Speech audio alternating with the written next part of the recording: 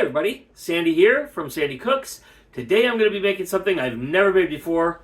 Hopefully this will work. I'm going to be making popovers. And this is my first video that was requested from a friend of mine. Actually, a really good friend from high school. So Blaz, this is going out to you. This is my friend Izzy's recipe for popovers. He is a professional chef, and he and I catered an event about 2 weeks ago that was a fundraiser, and he made the popovers. I showed that video just on Facebook to friends and stuff, and somebody saw it and they're like, hey, how do you make those? So anyway, I'm going to give it a try. I will warn you, I am going to attempt to make these non-dairy so that my older son, Joel, who's back home living with us now, will be able to eat them. So I'm going to try that. So I got soy milk, I'm going to use margarine, etc. Should work, but we will find out. And of course, it'll taste a little bit different than if we were using butter and regular milk. So, but should still be really good. So, popovers. It's a quick roll, dinner roll. They pop up, which is why they're called popovers, and sometimes fall over, I guess. That's why it's called a popover. Anyway, I'm going to try it. So, let's give this a shot. Come along with me. All right, so the first ingredient that we need is 6 eggs warmed up in hot water for about 10 minutes. I got my hot water going here on the sink. I'm just going to put 6 eggs in here. Now, I didn't talk with my friend Izzy about the size of eggs, but as you've heard me say before, I only use jumbos. It's what my mom used. You get a lot more binding power from a jumbo versus a large. They're almost a third or a half size bigger. Anyway, 6 jumbo eggs I'm going to use. Potentially that could mean we might need to use more flour because it's going to be more liquid in there. But anyway, I'm just going to add this hot water. This is not boiling water. We're not trying to cook the eggs. We just want to heat them up for about 10 minutes. So that's it. I'm just going to cover them with hot water and set a timer. All right, I'm preheating my oven here. Let's see, I don't want it on convect. To 450 degrees. It's a hot oven. And here's what's really important here. You've got to make sure that you've got enough space between the racks here, because like I said, these are going to puff up. They're going to pop over. Okay, so you know what? I'm even going to take this top rack out so I don't even run the risk of a problem. Go ahead, hit start. That'll preheat. And now I know I've got enough room for this. Okay, now I'm just going to grease a couple of muffin tins here. But here's the important thing with the muffin tins. And this is a mistake that my friend Izzy made a couple weeks ago. You got to make sure that you do the tops also, because when these things puff up, they're going to like fall over. And they'll stick to the top if you have not greased it as well. So make sure that you get it as well. This is just regular old vegetable baking spray. Just make sure you do a good job with it. That's all. And I'm cheap, so I use the generic unless the regular one's on sale. Anyway, grease your tin. There you go. Okay, the recipe calls for 2 1/4 cups of milk. Interestingly enough, there isn't a 2 1/4 level here. There is a 2 1/3, so I'm going to go just a little bit below that and call it close enough, especially since I have that extra liquid from the eggs, from the larger eggs. All right, so there we go. It's asking this for this to be warmed, so I'm going to just throw this into the microwave for about 45 seconds. Feel it, make sure that it's warm. Okay, the recipe calls for 2 1/4 cups of flour. So that's what I'm going to do. This is my 1 cup measuring cup. Of course, it is a little bit big to fit in here. I should have just used the 1/2 cup, but that's okay. 1.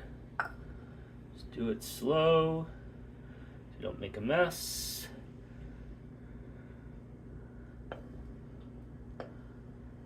All right, that's 2.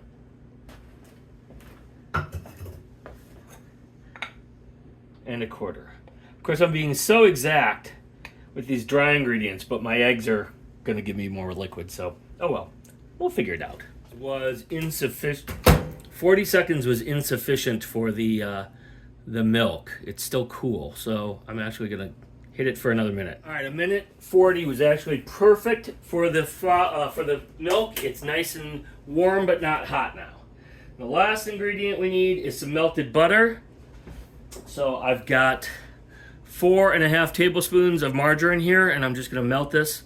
And then we'll have everything, and we just need salt to put it together. While that margarine is melting, I'm going to go ahead and crack my 6 eggs. You can see they're not cooked, but they are nice and warm, and so they're kind of runnier. Now, if I had to guess,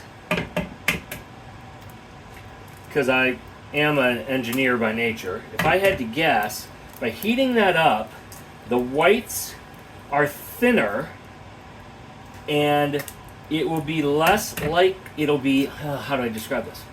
When the mass tries to grow, right, as it's trying to grow up, there's resistance from all the proteins and stuff, the gluten, etc., right? If this is warmer and looser, then it can pop up easier, pop up higher.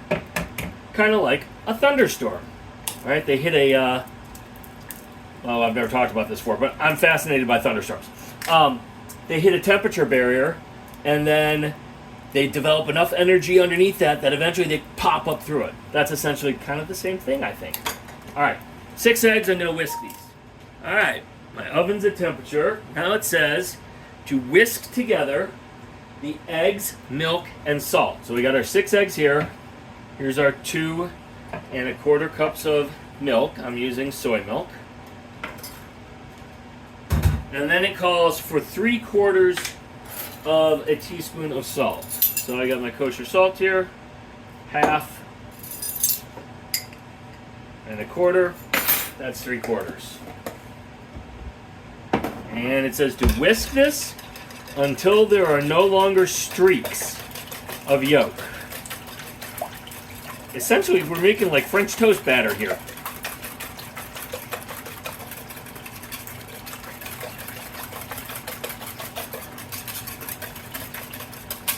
All right, no more streaks.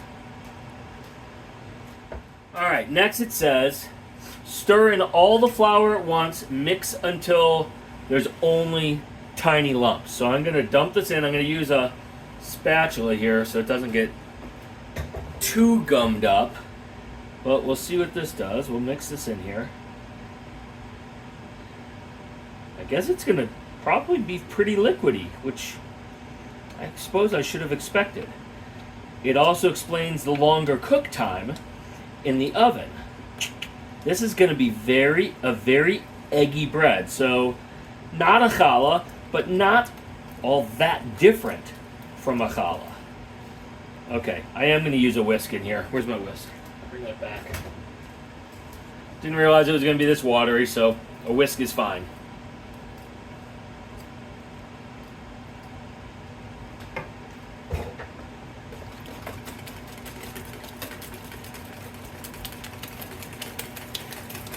Now, there's no other leavening agent in this. There's no baking powder, baking soda. There's no yeast.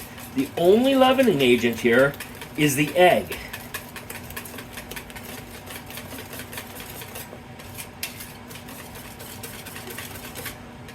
All right, you can see we've only kind of got little tiny lumps, is what it says to take it down to. And then it says to whisk in our melted butter. So there's our melted margarine.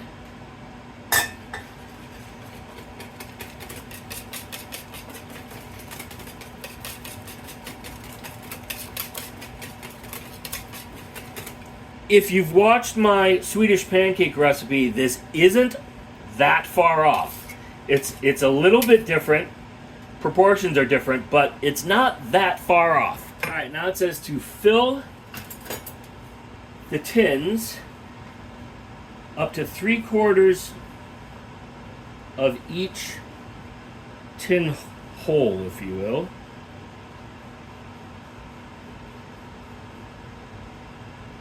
Muffin slot. What do you call these things? I may be going a touch taller than that. And if I am, I apologize. No, I'm definitely going to touch higher than that. Not too high, but a little bit higher than 3/4. So otherwise I'm going to have so much batter left.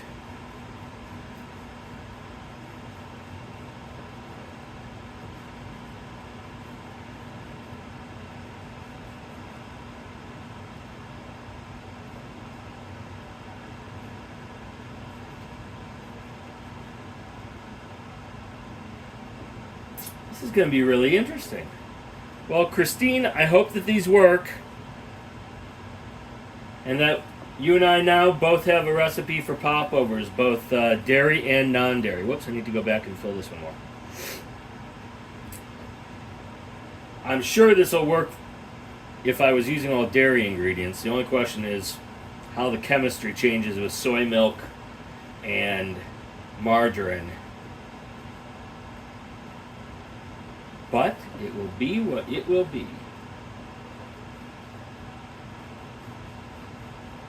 Okay, I'm definitely going to have leftover batter. Probably could have used 5 eggs instead of 6. I don't know. But there we go.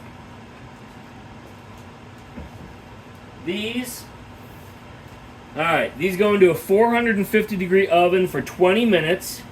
Don't open the door. After the first 20 minutes, drop the temperature to 350 for 10 more minutes.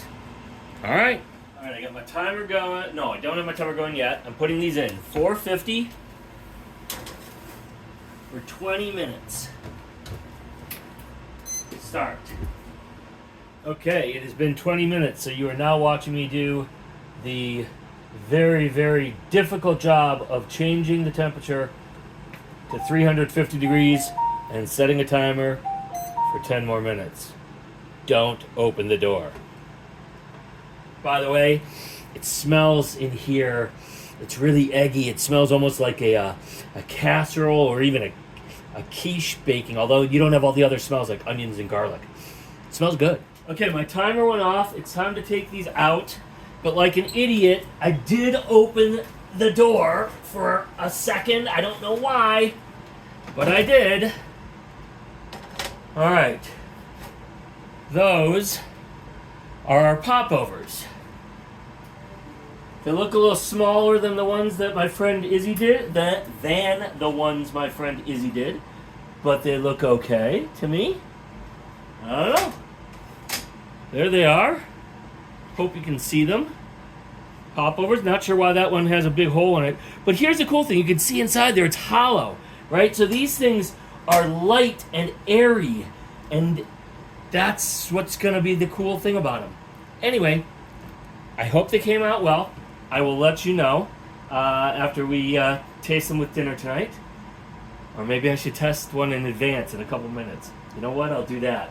Because if they didn't turn out, I bought Pillsbury Crescent rolled dough just in case. All right, so we'll give this a try in a couple minutes, and I'll let you know how it is. All right, we're going to give this a try. I'll take the smallest one here. Okay, I'm going to move this out of the way. All right, so carrot. Okay, you can see it's very moist. It is eggy. I can feel the density of the bread there, but it is light too. All right.